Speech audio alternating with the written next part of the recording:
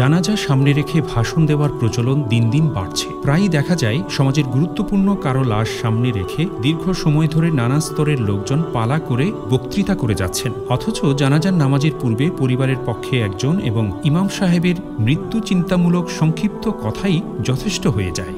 হাদিসে এসেছে, হযরত বারা ইবনে আজিব রাদিয়াল্লাহু আনহু বলেন, আমরা রাসূল সাল্লাল্লাহু আলাইহি ওয়াসাল্লামের সাথে এক জানাজায় উপস্থিত ছিলাম। তিনি কবরের কিনারে বসে কাঁদলেন, এমনকি তাঁর চোখের পানিতে মাটি ভিজে গেল। অতঃপর তিনি বলেন, হে ভাই সকল, তোমাদের অবস্থাও তাঁরই মতো হবে, সুতরাং তোমরাও প্রস্তুতি গ্রহণ করো। জানাজার পূর্বে নবী করিম সাল্লাল্লাহু আলাইহি ওয়াসাল্লামের অভ্যাস ছিল মাইয়েতের ঋণের ব্যাপারে খোঁজ খবর নেওয়া।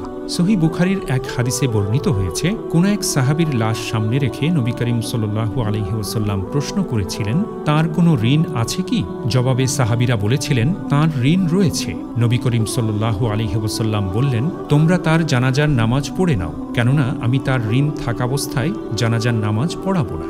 সাহাবীরা বললেন, আমরা তার ঋণের জিম্মাদার হয়ে গেলাম। অতঃপর নবী করিম সাল্লাল্লাহু আলাইহি ওয়াসাল্লাম ওই সাহাবীর জানাজার নামাজ পড়ালেন। মাইয়েতের ঋণের ব্যাপারটি রাসূল সাল্লাল্লাহু আলাইহি ওয়াসাল্লাম খুবই গুরুত্ব দিতেন। তিনি বলেছেন, মুমিনের আত্মা ঋণের কারণে ঝুলন্ত অবস্থায় থাকবে, জান্নাতে যেতে পারবে না। তাই আমাদেরও উচিত মৃত ব্যক্তির ঋণের ব্যাপারে খোঁজ নেওয়া এবং ঋণ থাকলে দ্রুত পরিশোধের ব্যবস্থা করা। কোনো ব্যক্তি মারা গেলে শরীয়তের নির্দেশনা হল বিলম্ব না করে দ্রুত জানাজা শেষ করে তাকে দাফন করে দেবে। হযরত আব্দুল্লাহ ইবনে উমর রাদিয়াল্লাহু আনহু বলেন, আমি রাসূলুল্লাহ সাল্লাল্লাহু আলাইহি ওয়াসাল্লামকে বলতে শুনেছি, তোমাদের মধ্যে কোনো ব্যক্তি মারা গেলে তোমরা তাকে আটকে রেখো না, তাকে দ্রুত দাফন করে দাও। অন্য হাদিসে এসেছে, হযরত আবু হুরায়রা রাদিয়াল্লাহু আনহু বলেন, রাসূলুল্লাহ সাল্লাল্লাহু আলাইহি ওয়াসাল্লাম ইরশাদ করেন, তোমরা মৃত ব্যক্তির জানাজার খাটিয়া দ্রুত বেগে নিয়ে যাও, কারণ মৃত ব্যক্তি যদি নেককার হয় তাহলে তো তোমরা তাকে কল্যাণের নিকটবর্তী করে দিলে, আর যদি সে নেককার না হয় তাহলে এক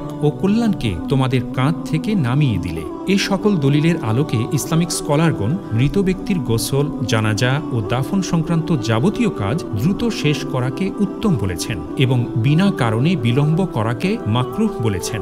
আর যেহেতু আমাদের সমাজে এটা রীতিতে পরিণত হয়েছে, তাই উলামায়ে কেরাম এটাকে বিদআত বলেছেন। আসুন আমরা আমাদের সকল কার্যসমূহ কুরআন সুন্নাহ অনুযায়ী পালন করার চেষ্টা করি। আল্লাহ তাআলা আমাদের সবাইকে সেই তৌফিক দান করুন। আমিন।